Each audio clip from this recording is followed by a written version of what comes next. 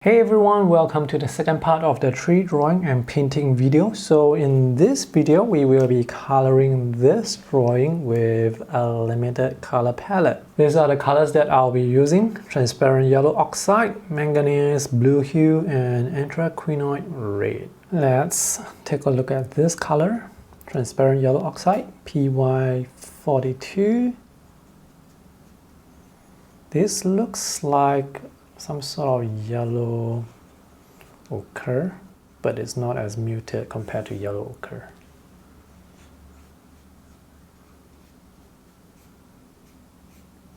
Next we have anthraquinone red.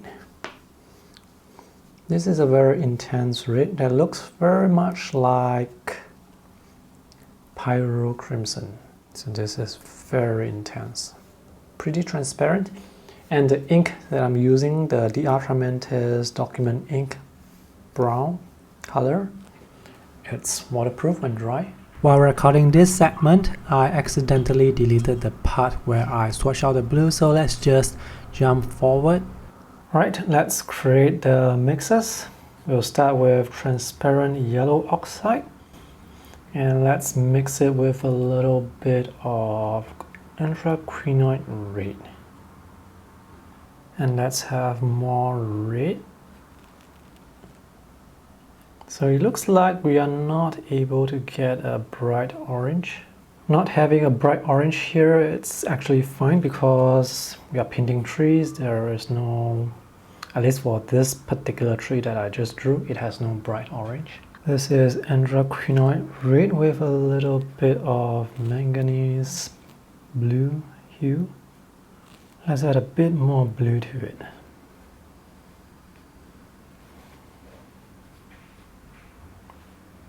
So this is a very muted violet or purple. So this is manganese blue hue with a little bit of anthraquinone red. This is manganese blue hue with a little bit of transparent yellow oxide. And this is transparent yellow oxide with a little bit of manganese blue hue. And now let's try mixing the three colors together and see what we can get.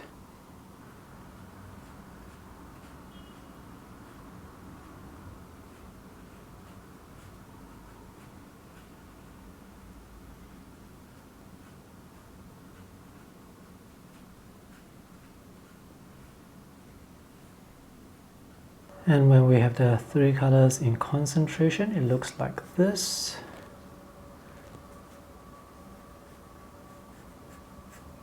This is pretty nice. You can still see some red and some blue in it. Let's take a look at the swatches and mixes we have. So transparent yellow oxide, this is not very saturated, it's not very vibrant. This is more muted. And because of that, when mixed with red, the type of orange we can get, it's not very vibrant, it's more muted. Anthraquinone red, on its own, it's very nice. Almost like pyrocrimson. Manganese blue hue, this is a lovely blue. This is a bit similar to cerulean blue and cerulean blue chromium, but this is even brighter. And this is the type of blue that makes me feel like I'm on holiday mood. This color has some beautiful granulation, and when it's lighter you can see this very pale but beautiful blue. So when we have manganese blue hue mixed with transparent yellow oxide, this is the type of green that we can get. It's not like the usual green. This is more bluish. Later we'll mix this in concentration and see how it actually looks. This is manganese blue hue with anthraquinone red. This is a lovely color because of the texture. When you mix granulating blues with reds, sometimes you get this beautiful sort of mix that you can still see the individual colors that were being used. And this is the case here. And maybe here as well. And you can see some blue. You can definitely see some blue inside this mix here. And this is the sort of grays and neutralized tones that we can get. So this is, I would consider, a muted color palette. If we take a look at the reference photo, you can see this reference photo, it's very high contrast. The leaves, some of the branches, the tree trunk, they are almost black. It's almost impossible to discern the colors, but here with this color palette, this is more pastel-like, so trying to achieve strong contrast is going to be a bit challenging. So this brown ink, the Atramantis document ink, it's waterproof and dry. It's nice. I want to wet the paper at certain sections first because I want to dab in some blue. If you take a look at the reference photo, the sky is totally white, but I feel like I should put in some blue to just get a hint of the sky. So I'm just going to wet certain areas, not the whole sheet of paper, just certain areas. And then we can paint in some of the blue, not a lot, just to give some hint that the sky is behind. So it's just a very light wash. So now let's mix transparent yellow oxide with manganese blue hue. I will need a lot of mix, a lot of paint because this is a large piece of paper. So I'm going to leave some areas white because we can see through to the sky. So I'm painting the leaves first. So as I am painting, I am continuously adding some blue. Sometimes I add a bit more yellow. Sometimes I add a little bit more blue to make it more green, so that the mix, the wash, is, well, more interesting rather than just one flat color, one flat green. So while painting halfway, I have already run out of water because this area is huge.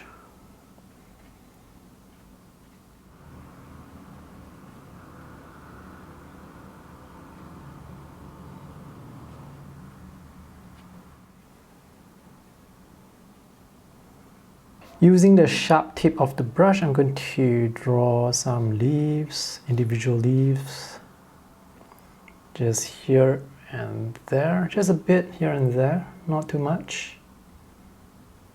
The green area, it's pretty much done. So now I want to mix the shadow areas for the green. And that is going to be a mix of the three primary colors, the transparent yellow oxide, manganese blue hue, and some of the anthracrenoid red. So we will dab it into the shadow areas, the areas which are the darkest.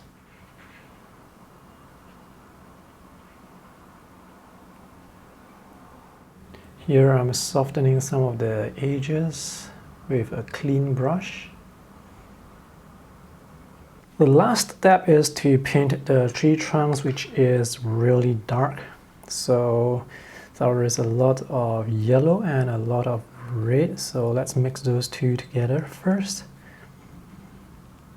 And we need a lot of blue as well. We'll try not to mix the colors too completely here in the palette and basically paint it and let the colors mix on the paper itself. So you can see a lot of red here.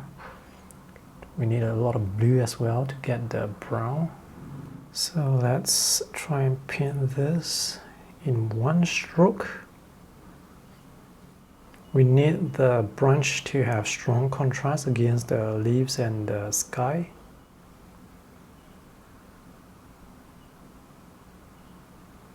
If you need the wash to be a bit more gray, you need to have more blue in it.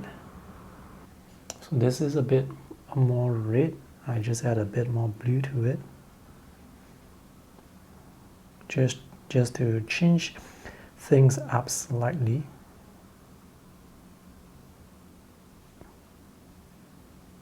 So this is the first wash. Later on I will need to go in a second time to darken some of the areas because now everything is still considered a mid-tone. So there's, the contrast is not very strong. We really need the tree trunks and the branches to stand out. So this is almost dry, and now we need to paint another layer, the shadow layer, to layer on top of the tree trunk and the branches. So for this, I'm going to have a very concentrated mix with a lot of cerulean blue to it. So let's try it here first. I'm just going to paint the shadow side, so it's not the whole tree. So this part here, it's very dark, so I need to paint more, have more paint here. This branch here, it's very dark. Now, one good thing about this muted palette is because the colors, the mixes are not that strong, you can still see the pen and ink lines showing through. Sometimes when your mix is too dark, you're not able to see those lines. So yeah, that's something to take note of, especially if you are someone who likes to paint with pen, ink, and watercolor. So here it's pretty dark as well. Some of the branches. So I'm really using a lot of cerulean blue. I have just washed my brush, so I want to fade some of the shadows back into the tree. Soften some of the edges.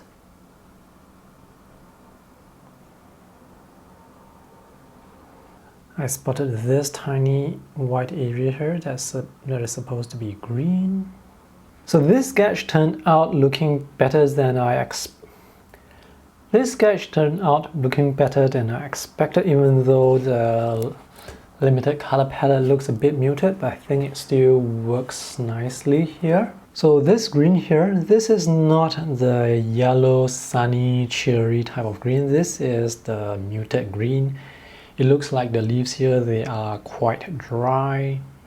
It's like this tree is from a dry climate. And the shadow areas, it's a mix of 3 primary colors.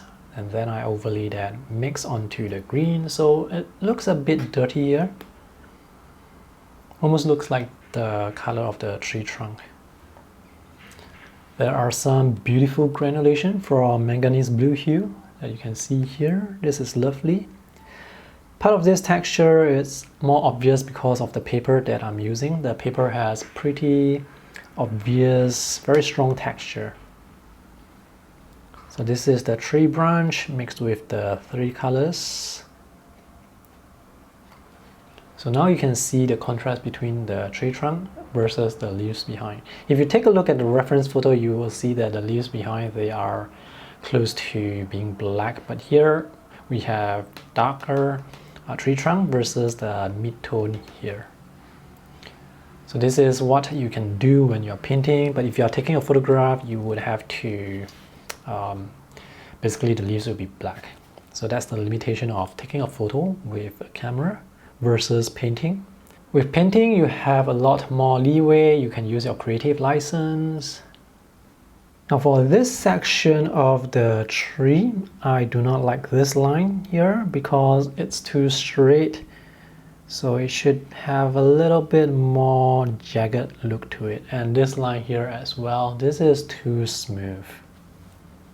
You see all these lines here where there is the lines moving in and out, left and right.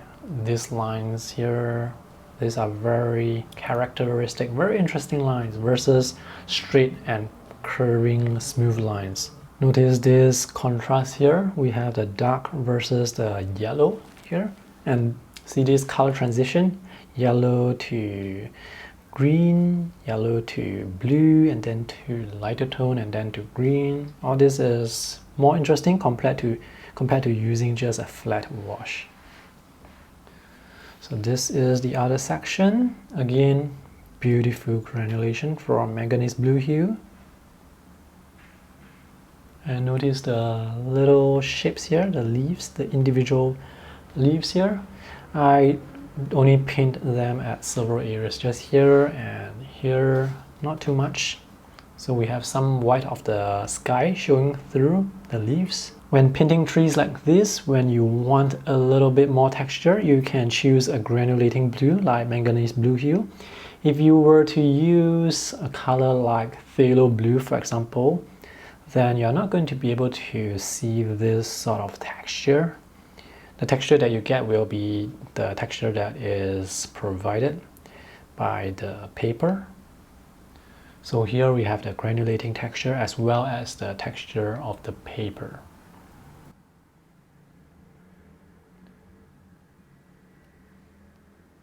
So this is the completed sketch. Now if you want to add some more details like extra branches, make sure you draw them with very thin lines, because when you are drawing with ink over watercolor, the ink will tend to sort of expand slightly. So always use thinner than usual lines. So right now I'm actually just drawing some additional branches. Right, so this is the completed sketch. Let me write down the date. Today's date is the 2nd of May 2019. Before you go, I just want to let you know that I am selling off some of my excess watercolor paint to make space to get more colors to test, and also for my limited color palette videos. So if you are interested to buy some paint or help me out, you can check out the list of colors that I have available for sale. The link is in the video description below. So you're sort of in the way helping this YouTube channel create more content. Alright, so that's all for today's video. Thanks for watching. Bye!